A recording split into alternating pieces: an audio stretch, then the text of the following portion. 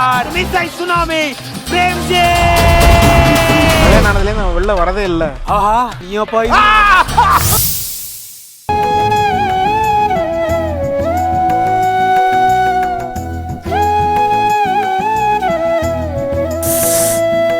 ஏய் புளிமுட்டை, என்ன என்னாச்சு? ஏன் இங்க உட்காந்துட்டு இருக்க? தலை ரொம்ப வலிக்குதுங்க சின்னதா. ஐயோ சரி, மாத்திரை ஏதாவது போட்டியா? இரு நான் போய் எடுத்துட்டு வரேன். இல்ல வேணாம் கொஞ்சம் ரெஸ்ட் எடுத்தா சரியா போயிடும். அண்ணி என்ன பசிக்குதா? நீ டிஃபன் ரெடியா இருக்கா? இல்ல சுடரு, காலையில இருந்து எனக்கு தலைவலி தாங்க முடியல, அதனால நான் இன்னைக்கு சமைக்கல. மணி நீ சமைச்சிருக்காங்க, இன்னைக்கு ஒரு நாள் அதை சாப்பிடுங்க. மணி அக்காவா? ஐயோ எது நம்ம மணியா சமைச்சது? ஆமா. ஐயோ எனக்கு வேணாம்ப்பா, நான் வெளியே சாப்பிட்டுக்கிறேன். அப்படியெல்லாம் சொல்லாதீங்க, நம்ம மணியை நீ சமைச்சது தானே. நம்ம மணி அண்ணி நீ தான் சொல்ற, அவங்க இப்ப அப்படிலாம் நடந்துக்கிறது இல்ல. இதுல அவங்க சமைக்கிறது வர சாப்பிடணுமா? ஆமா நீ சின்ன சொல்றது கரெக்ட் தான். என்ன கரெக்ட்? நீ சும்மா இரு. ரெண்டு பேரும் அப்படியெல்லாம் பேசக்கூடாது.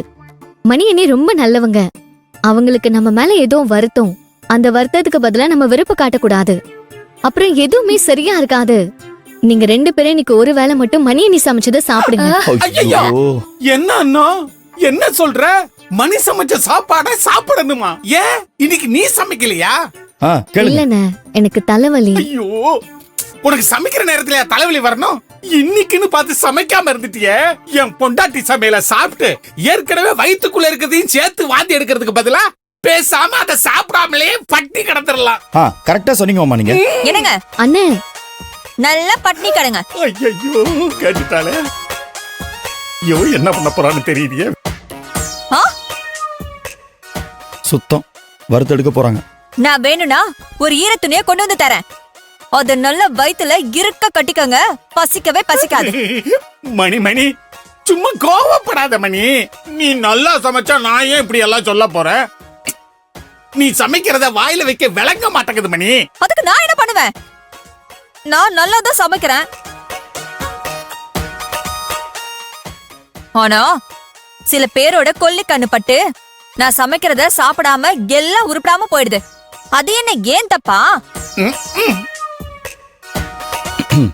பாத்தியா, நோ பெருசா சப்போர்ட் பண்ணிய.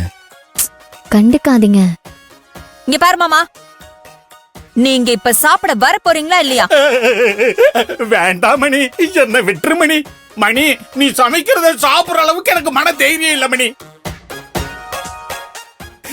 மணி வாழ்க்கையில நான் ரிஸ்க் எடுப்பேன், ஆனா என் உயிரை பணைய வைக்கிற அளவுக்கு நான் எந்த ரிஸ்க் எடுக்க மாட்டேன் மணி. இப்படி ரிஸ்க் எடுக்கிறதுக்கு நான் ரஸ்க் சாப்பிட்டே சமாளிச்சிருவேன் மணி. அம்மா தாயே என்ன உயிரோட இப்ப அவர் கேட்பாரு, மணி சமையல் ஒன்னும் அவ்வளவு மோசமா இருக்காது, சாப்பிடலாம். ஒரு நாள் சாப்பிட்டா ஒன்னும் குறைஞ்சு போயிட மாட்டேன். ஓவரா பேசாம போய் சாப்பிடு போ. என்னடா மாம்சே, நீங்க என்ன அப்படியே நைஸா நழுவ பாக்குறீங்க? இன்னைக்கு அண்ணன் சமைக்கல, நீங்களும் மணி சமைச்ச சமையலத்தான் வயிற்றுக்குள்ள தள்ளணும். போய் தள்ளுங்க போங்க. என்னாச்சு கண்ணு, நீ சமைக்கல இன்னைக்கு? இல்லங்க மாமா, லேசா தலை வலிச்சுதா, அதான் நான் இன்னைக்கு சமைக்கல. நீங்களும் இன்னைக்கு அண்ணியோட சமையல சாப்பிடுங்க. அட சாப்பிடுறது இருக்கட்டும் கண்ணு, என்ன திடீர்னு தலைவலி உனக்கு? தெரியலங்க மாமா. அட இந்த காலத்துல தலைவலி வர்றதுக்கு ஒரு பெரிய காரணம் வேணுமாப்பா? தலைவலி அது பாட்டுக்கு வரும், அது பாட்டுக்கு போவோம். அப்பா நீங்க பட்டினி கிடக்காதீங்க, போய் சாப்பிடுங்க போங்க. நீங்க சாப்பிடுங்க. கண்ணு கொஞ்ச நேரம் மாத்திரை போட்டு படுத்து தூங்க, எல்லாம் சரியா போயிடும். மணி எடுத்து வை. போங்க போய் மணியோட கைவண்ணத்தை சாப்பிடுங்க. ஓ சாப்பிட போய் கறிப்ப நானும் சேர்ந்து சாப்பிடணும். என்ன பண்ண போறேன் தெரியலையே. சின்னதா நீங்க போய் சாப்பிடுங்க. யாரும் பார்க்கல, நைஸா ஸ்கேர் விட்டேதா. பூங்கன்னு சொல்றேன்ல, பாக்கெட்ட கொண்டு சாப்பிடலாம்.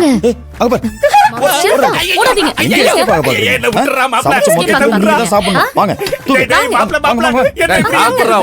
சின்ன வயசுல உனக்குனா எத்தனை தடவை கடைக்கு சொல்லி போய் குருவி ரொட்டியை வாங்கி கொடுத்துறேன். அதையெல்லாம் பார்த்துட்டு இப்படி நீ பண்ணலாமாடா மாப்ள?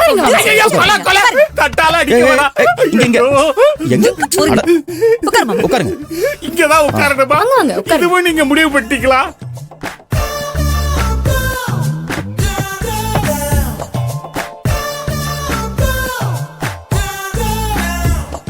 அண்ணி நீங்களும் சாப்பிட வாங்க. வேணாம் எனக்கு இப்ப வேணாம், நான் அப்புறமா சாப்பிட்டுக்கிறேன்.